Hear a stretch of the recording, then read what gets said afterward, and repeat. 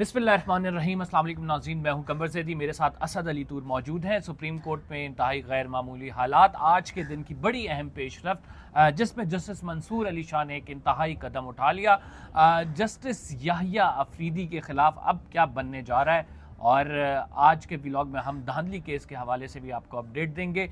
आपको पता है जस्टिस मंसूर अली शाह ने एक केस लगाया था, और वो केस जो है वो आइन की तशरीह से मुतल्लिक था। क्या तमाम मामले आइनी कोर्ट को भेजे जा सकें, या फिर जो बेंचेस हैं, आम बेंचेस, वो उसकी समाअत कर सकते हैं। गुज़िश्ता 2 समातों का हमने अहवाल अपने व्लॉग्स में आपको बताया, और हमने आपको बताया था कि खदशा है कि इस केस में जस्टिस मंसूर अली शाह कोई बड़ा ऑर्डर कर देंगे। आज वो एक बड़ा ऑर्डर आ गया है। वो क्या बड़ा ऑर्डर है और जस्टिस मंसूर क्या इंतहाई कदम उठा सकते हैं, असद अली तूर से डिस्कस करेंगे। बहुत शुक्रिया असद। आज जो है, आज की कार्रवाई देखें तो जस्टिस मंसूर अली शाह ने पहले एडिशनल रजिस्ट्रार को तलब किया, लेकिन फिर उसके बाद जो कोर्ट के अंदर प्रोसीडिंग हुई उसमें उन्होंने इंदिया दिया, क्योंकि वो तो आए नहीं थे, कि उनके खिलाफ एक तौहीन अदालत का नोटिस जो है वो जारी कर देंगे, show cause notice. Justice Akeel Abbasi भी इस तमाम, आपको पता है कि उनको रिप्लेस कर दिया गया था जस्टिस इरफान सादत से, और जस्टिस अकील अब्बासी आज ज़्यादा बरहम नज़र आए, और वो जस्टिस आयशा अब्बासी के साथ मिलकर जस्टिस मंसूर के कान में भी कहते रहे। और जस्टिस आयशा ने बड़ा खुल कर कहा है, और बड़ा खुल कर कहा है कि ऐसा तो कभी नहीं हुआ जो इस टाइम हो रहा है, और मैं अपने पूरी कैरियर में ये नहीं देख रही। हुआ क्या है कि सुप्रीम कोर्ट ने पहले एक केस जो है, जो समाअत कर रही थी, उसका बेंच चेंज किया। उसके बाद वो केस समाअत के लिए फिक्स नहीं किया। Despite of the judicial order ये नहीं हो पाया। फिर हमने ये देखा कि जो जस्टिस याहिया अफरीदी हैं, उनके दौर में जो तफरीक है ये मज़ीद बढ़ गई है। अब इंतहाई कदम पे बात आ गई है, यानी जस्टिस मंसूर अली शाह तौहीन अदालत का कल शो कॉज नोटिस जारी करेंगे, और वो भी अपनी अदालत के बंदे को। That's very strange. अच्छा, कमर, थैंक यू वेरी मच। मेरी नज़र में अभी भी उन्होंने ठीक जगह पर कंटेम्प्ट ऑफ कोर्ट नोटिस जारी नहीं किया। ठीक है, डिप्टी रजिस्ट्रार को आप कुर्बानी का बकरा बना रहे हैं। कम ऑन, जिसने असल तौहीन अदालत की है, जिसने जुडिशल ऑर्डर नहीं माना, ठीक है, जिन्होंने, sorry to use that word, जालसाजी की पूरी, ठीक है, वो है चीफ जस्टिस याहिया अफरीदी और जस्टिस अमीनुद्दीन खान। तौहीन अदालत उनको बनती है। ठीक है, आप एक चीज देखिए, जिस प्रैक्टिस एंड प्रोसीजर कमेटी में ये फैसला कर रहे हैं कि हम इनके आगे नहीं लगाएंगे, पहले ये बेंच तोड़ते हैं, फिर एक हफ्ता गुजार के, जस्टिस मंसूर अली शाह भी तो प्रैक्टिस एंड प्रोसीजर कमेटी का मेंबर थे, उनको बुलाए बगैर क्यों इन्होंने वो कमेटी इजलास बुलाया कि जस्टिस मंसूर अली शाह को इल्म ही नहीं कि वो कमेटी इजलास हुआ है। वो कहते हैं हमने आईनी बेंचेस की कमेटी में भेज दिया ये। लेकिन दूसरी कमेटी के पास जब इजलास हुआ उसमें जस्टिस मंसूर अली शाह क्यों नहीं है? दैट शोज कि इन दोनों को पता था मेलाफाइडी ऑन देयर पार्ट, ये एक जालसाजी कर रहे थे, इसलिए इन्होंने, sorry to use that word, जालसाजी का बार बार इन्होंने उनको नहीं बुलाया। अदरवाइज अगर ये एक रूटीन का काम था, ये प्रैक्टिस एंड प्रोसीजर कमेटी का तीसरा मेंबर भी बुलाते, उसके इल्म में भी नहीं है, इन्होंने कमेटी इजलास कर लिया। एक तो होता है कि आपने इनवाइट किया, वो आए नहीं। जैसे काजी फाइजा अमीनुद्दीन खान साहब के साथ जब सलीमुल्लाह कलीमुल्लाह खेलता था, वो अमीनुद्दीन इनको जस्टिस मंसूर अली शाह को इनवाइट करता था, वो जाते नहीं थे। यहाँ पे आपने इनवाइट भी नहीं किया। लेकिन एटलीस्ट हमें उस दौर के इस बात को क्रेडिट देना होगा कि उस दौर के मीटिंग्स के मिनट भी आते थे, और अगर नहीं जाते थे तो बात पता लगती थी। यस, यहाँ पर वो भी नहीं है। लाइक ये तो लिटरली एक मुल्क का चीफ जस्टिस है, चाहे वो एक बेख्तियार और बेवकत चीफ जस्टिस है, आउट ऑफ टर्न एस्टेब्लिशमेंट ने बनवाया उसको चीफ जस्टिस, लेकिन यार कम से कम वो अपनी सुप्रीम कोर्ट के अदालत के अपने ऑर्डर को, अपनी सुप्रीम कोर्ट के ऑर्डर को अगर वायलेट करेगा, आप कैसे कहते हैं सड़क के ऊपर खड़ा हुआ आम आदमी सुप्रीम कोर्ट के ऑर्डर के माने? हद है यार ये। आप बैठ के कह रहे हैं, फिर आप कह रहे हैं जी हमने तो बड़ा वो चल रहे हैं। मैं वो आज बता भी रहा था, कल मैं इधर आ रहा था तो बड़ी चमकती हुई ब्लैक लैंड क्रूजर V8 में चीफ जस्टिस साहब फिर रहे थे पूरे प्रोटोकॉल के साथ। ठीक है, और वो कभी इस लेन में गाड़ी घुमा रहे थे, कभी इस लेन में, कभी बाइक्स वाली लेन में जाते थे कि वो भी देखें कि मुल्क का चीफ जस्टिस हूँ मैं।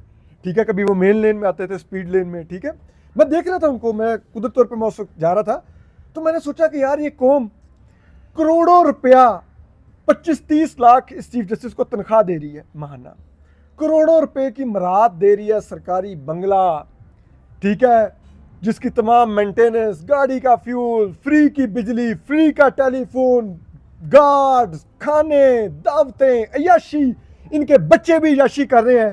ठीक है, और ये कौम करोड़ों रुपया एक बेख्तियार शख्स पर लगा रही है। कोई कम से कम बाइख्तियार शख्स तो हो यार, हमारे टैक्स पेयर का पैसा उसके ऊपर लगे। और वो बेख्तियार शख्स इसी मौज पर खुश है कि मेरे पास इख्तियार नहीं, मेरे पास नई लैंड क्रूजर तो है, मैं उस पर घूमता हूँ, मैं सुप्रीम कोर्ट के जाके वॉशरूम का जब चाहे पाइप ठीक करवा लेता हूँ, ठीक है, मैं जब चाहे नीचे जाके पार्किंग में देखता हूँ गाड़ियाँ कहाँ पे खड़ी होनी है, कहाँ पे नहीं। यार ये this is the job of the chief justice of Pakistan. This is not the job of the chief justice. जो जुडिशल साइड पे वो बहुत वीक नज़र आ रहे हैं। आपको पता है कि जो मीटिंग हुई थी उस मीटिंग पे भी जो उनसे सवालात हुए कि आप इंडिपेंडेंट जजेस अगर पीछे होंगे तो क्या होगा, तो उन्होंने कोई आंसर नहीं इसका दिया।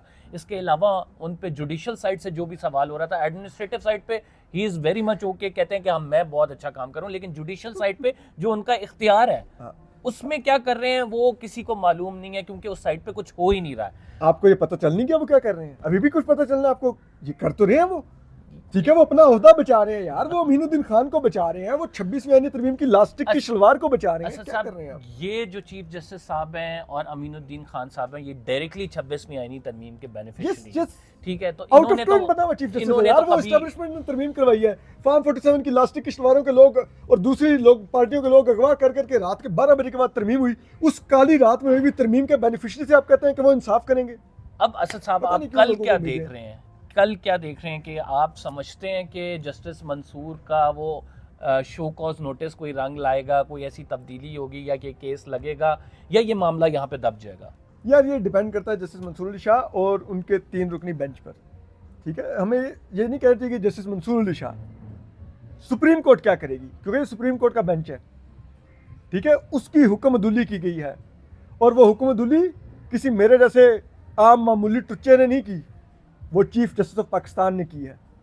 वो सो कॉल्ड एशिया का और दुनिया का सबसे बड़ा आईनी दिमाग जस्टिस अमीनुद्दीन खान, ठीक है, जो उससे पहले भी सुप्रीम कोर्ट के फैसलों की तौहीन पर उकसाता रहा इदारों को, उनका नोट रिकॉर्ड पर मौजूद है, ठीक है, उस आईनी दिमाग ने की है। कॉन्टेम्प्ट करनी है इनको करें, ये बराए मेहरबानी ये मेरे जैसे दिखावे के लिए एक डिप्टी रजिस्ट्रार को या एडिशनल रजिस्ट्रार को आप बस के नीचे देंगे यार, क्या बात कर रहे हैं? करना है तो फिर खुल के करें यार, नहीं करना तो ये इधर उधर ये। आपका ख्याल है कि सुप्रीम कोर्ट की मेजॉरिटी इस टाइम जस्टिस मंसूर का साथ देगी इस तमाम मामले में? क्योंकि अगर ये बात आगे जाती है आपको पता है कि एक बड़ा मसला बनेगा और फुल कोर्ट की बात जस्टिस मंसूर अब नहीं बहुत पहले से कर रहे हैं। कमर साहब, मेजॉरिटी ना भी हो जस्टिस मंसूर के साथ, अगर उनका बेंच उनके साथ है और बेंच में वो मेजॉरिटी में है तो उनका ऑर्डर इंप्लीमेंट होना चाहिए। वो तो दोनों जस्टिस आयशा और जस्टिस अकील अब्बासी तो बस बात खत्म हो गई, बात खत्म हो गई। तो जुडिशियल ऑर्डर आप कह रहे हैं कि एक आ जाएगा? वो आना चाहिए और वो उन रेलेवेंट लोगों के बारे में आना चाहिए जिन्होंने तौहीन अदालत असल में की है, जिन्होंने जस्टिस मंसूर अली शाह को बताया ही नहीं कि हम कमेटी का इजलास बुला रहे हैं। भाई अगर कोई शफाफ काम कर रहे थे तो बुला लेते, अगर काम वो कोई आईनी करने जा रहे थे, अगर कोई वारदात नहीं डाल रहे थे, अगर वो कोई जालसाजी नहीं कर रहे थे तो तीसरे मेंबर को अपने इन्फॉर्म क्यों नहीं किया कमेटी का इजलास हो रहा है? हाँ आप इन्फॉर्म करते, वो ना आता, एक अलग बात थी। आप कहते हमने बुलाया नहीं आया, हमने कमेटी ने ये कर दिया। It means they knew what they are doing and they knew very well what they are doing. तो उन्होंने जो क्वाइट किया, ऑब्वियस असद साहब के जो कुछ वो स्टेप्स ले रहे हैं, it is meant for to save their own skin, ठीक है। लेकिन मसला ये है कि यहाँ पर जस्टिस मंसूर या उनके बेंच के साथ पीछे बार खड़ी होगी, पीछे वकला खड़े होंगे, क्या प्रेशर बनेगा, क्या कोई इसका आउटकम निकलेगा या नहीं? बिकॉज हम देख रहे हैं कि जस्टिस मंसूर अपनी जगह पे तो मुज़ाहमत क्रिएट कर रहे हैं, वो रेजिस्टेंस का फैक्टर आ रहा है, और दूसरी साइड पे अगर ओवरऑल देखें मुल्क के हालात को भी इससे कनेक्ट करें तो एक जो प्रेशर था ओपोजिशन की जानिब से वो भी बढ़ता जा रहा है। बट क्या ये उस सर्टेन पॉइंट तक आएगा कि हम देखें चीज़ें रिवर्स होती हुई या फिर कोई बैक गेयर लगे, कोई इस तरह का आप देख रहे हैं? देखिए उसके लिए जस्टिस मंसूर अली शाह को बोल्ड स्टेप लेना होगा, फिर बार्स भी आगे बढ़ेंगी। उस वक्त इफ्तिखार चौधरी था, उसने एक स्टेप लिया, मुशर्रफ एक विलन था, ठीक है, विलन भी क्लियर था, हीरो भी क्लियर था कि किसके साथ खड़े हो रहा है। यहाँ पर हीरो अगर के ठीक है जो 2 नंबरिया वो असद ने किया, लेकिन चलो मैं कमर को नोटिस कर देता हूँ। भाई असद को नोटिस करो, क्योंकि असद की वजह से हुआ, असद की वजह से हुआ है। फिर जब वो ये तबले जंग बजेगा तो फिर वहां पे सारे किरदार क्लियर हो जाएंगे, कौन किस तरफ खड़ा हुआ है। बार्स भी क्लियर हो जाएंगी कौन कौन सी बार, ये बाकी सुप्रीम कोर्ट बार वालों को तो पता है ना वो किन की गोद में बैठे हुए हैं, ठीक है, डीएचए से सोसाइटियां बनवा रहे हैं यार, मतलब इससे ज़्यादा शर्मनाक क्या बात होगी, ठीक है। तो वो उसका तो रऊफ फतह का तो पता है उसकी क्या हैसियत है और किधर खड़ा हुआ है, ठीक है। तो बाकी बार्स का भी पता चल जाएगा कौन कहाँ पे खड़ा हुआ है, कितने एस्टेब्लिशमेंट की गोद में कितने हमारे हीरे हैं हमें पता चल जाएगा। सुप्रीम कोर्ट में तो हमें पता चल गया ना अब कितने हीरे उनकी गोद में है, बाकियों को पता चल जाए। अच्छा, जस्टिस जमाल खान मंदोखेल के बारे में लोग बड़ा आइडियलाइज कर रहे थे जब उन्होंने मिलिट्री कोर्ट केसेस में रिमार्क्स दिए और लोग कह रहे थे बड़ा ज़बरदस्त है, एक ही जज बोलता हुआ नज़र आया। लेकिन उस टाइम भी मैंने अपने व्लॉग में कहा था कि जस्टिस जमाल जो करते हैं, जो रिमार्क्स देते हैं, उसके बरक्स उनके फैसले होते हैं। और जस्टिस जमाल के रिमार्क्स जो हैं उस टाइम पीरियड के लिए होते हैं और वो एक आपको पता है लाइमलाइट है, उसको एंजॉय कर रहे होते हैं। आज के केस में, आज नाज़रीन 9 मई के हवाले से जो ये 8 फरवरी के हवाले से इंतखाबात में धांधली के हवाले से केस था, हामिद खान साहब उस केस में जो है पेश हुए। तो जस्टिस जमाल ने जो सवालात उठाए वो मैं आपके सामने बता देता हूँ। जस्टिस जमाल ने कहा कि इस केस में पहले तो रजिस्ट्रार ऑफिस के एतराज़ात जो हैं उन पर समाअत होगी और साथ फिर मेरिट्स भी इसके सुने जाएंगे अगली समाअत में। लेकिन जस्टिस जमाल कहते हैं कि किस तरह से ये केस, सुप्रीम कोर्ट इस मामले में क्या कर सकती है? क्या सुप्रीम कोर्ट जो है वो कोई आप ये कह सकते हैं ट्रायल कोर्ट है, वो उसने कोई तहकीकात करनी है? क्या ये कोर्ट जो है वो तमाम मैटर सुनेगी? हम क्या कर सकते हैं? इस पर हामिद खान की जानिब से कहा गया कि किसी इंडिविजुअल का मैटर नहीं है, ये पूरे मुल्क का मैंडेट चोरी हुआ है, ये फॉर्म 47 और फॉर्म 45 की कंट्रोवर्सी है। तो जस्टिस जमाल ने कहा कि या फॉर्म 47 दुरुस्त होगा या फॉर्म 40, कोई एक फॉर्म तो इन दोनों में से दुरुस्त होगा। फिर उनकी जानिब से ये भी कहा गया कि हम इस तमाम मामले में सुप्रीम कोर्ट क्या कर सकती है। तो हामिद खान साहब ने और साथ कहा कि आप इस मामले में सबूत लाएं, अजहर हसन रिजवी साहब ने। तो इस पर जो है जस्टिस अमीनुद्दीन खान साहब ने कहा कि जो आप लोगों की प्रेयर्स हैं इस एप्लीकेशन में हम उसके मुताबिक ही जाएंगे। लेकिन जस्टिस जमाल खान साहब कह रहे थे कि सुप्रीम कोर्ट कुछ नहीं कर सकती सर, पूरे मुल्क का मैंडेट चोरी हो गया है, इतनी ज़्यादा धांधली हो गई है, लेकिन सुप्रीम कोर्ट कह रही है हमारे हाथ खड़े, हम कुछ नहीं कर सकते। Despite of the fact election tribunal में जो मामला चल रहा है, आपको पता है कि कितने अरसे से केस लटकाए हुए हैं, रिटायर्ड जजेस वहाँ पे लगाए हुए हैं, लेकिन सुप्रीम कोर्ट खामोश है, चुप की उसने सांस ली हुई है। अब तो मतलब पहले तो ये थी कि बात सारी होगी कॉन्स्टिट्यूशनल बेंच में, अब तो कॉन्स्टिट्यूशनल बेंच भी बन गया, वो कह रहे हैं कि हम क्या कर सकते हैं। तो इसका मतलब है हम कुछ नहीं देख रहे इस बिल्कुल ठीक कह रहे हैं, वो कुछ नहीं कर सकते यार, तबाह होगी आपकी अदलिया, वही कुछ नहीं कर सकते। जैसे Jamal Khan Mandokhel is not different man, वो वही हैं जो आपको अब नजर आ रहे हैं। वो उधर तो सारी बात है, फौज ने अपनी ख्वाहिश पूरी कर लिया, 2 साल लोगों को जेलों में रख के जलील कर लिया, उनके माँ बाप जलील कर लिए, उनकी फैमिलियाँ जलील कर ली, ठीक है। उसके बाद कल वो उनका ट्रायल कर लेते हो भी दिया, तो फौज की ख्वाहिश, वो उनके 2 साल से सुप्रीम कोर्ट लटा सकती है जो ये पिंग पोंग खेले उनसे। अब जैसे जमाल खान मंदोखेल वहाँ पे सिविलियन सुप्रीमेसी के चैंपियन बनने की कोशिश कर रहे हैं। हमें पता है यार ये सब लोग कहाँ पे खड़े हुए हैं, ये बलूचिस्तान से आए हुए हैं, ठीक है। काजी फाइसा के साथ खड़े होकर आखिरी दिनों में इन्होंने जो वारदात डाली हुई है सुप्रीम कोर्ट के अंदर इन शख्सियात ने, वो हम सब ने देखी है। तो भूल जाए यार, मुझे तो कोई इनमें से किसी से भी उम्मीद नहीं है, ट्रस्ट में किसी से 1% की उम्मीद नहीं है कि ये को आइन की सुप्रीमेसी या इवन के यार बाकी छोड़े अपनी अदालत के साथ ही खड़े, नहीं तो वहाँ पे नहीं खड़े होते।